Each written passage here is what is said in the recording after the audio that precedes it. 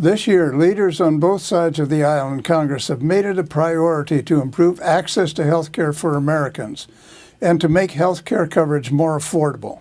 We all agree that there are problems with the health care system and that changes are necessary to make sure that Americans can get quality health care when they need it at a price they can afford. Today, House Democrats introduced the latest version of their bill, H.R. 3962. This bill is a whopping 1,990 pages.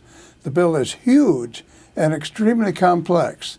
To show that to you, look at this copy of the bill as introduced.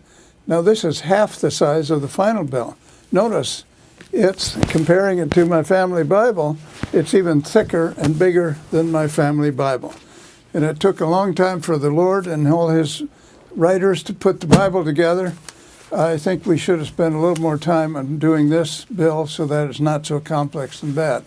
To show you the latest version, as I said, it's twice as thick as the original version. In fact, they've doubled the amount in it. It doesn't look quite as thick because we printed it in small type to reduce the size. I have posted a digital copy of it on my website. If you want to download it or read it on your computer, you can do that. I have already begun studying it, and I hope you study it as well, because this is a very important topic. This bill was conceived and written behind closed doors by Nancy Pelosi and other Democratic leaders without my input or the input of my Republican colleagues. I am very disappointed at the partisan nature of this bill. I care deeply about this issue and wanted to be involved, and I would love to develop a good health care system. But Democratic leaders would not allow any input from Republicans. The result is that this bill appears to have bad or unworkable ideas in it, and it sounds very similar to earlier Democratic versions of this legislation, which I oppose since they didn't curb growing health care costs, and because it put the government in charge of Americans' personal health care decisions.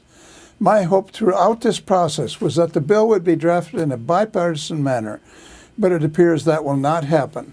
I have been working with my Republican colleagues to draft an alternative bill that would implement widely agreed upon reforms to our health care and health insurance laws and do it more efficiently.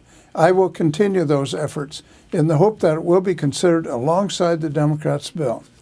The issue of health care and health insurance reform is extremely important to me. I am disappointed at the bill we have before us today, but I continue to have hope that a more sensible reform of health care may be accomplished. I certainly hope so, and I appreciate your interest, and thank you very much for any help you can give me.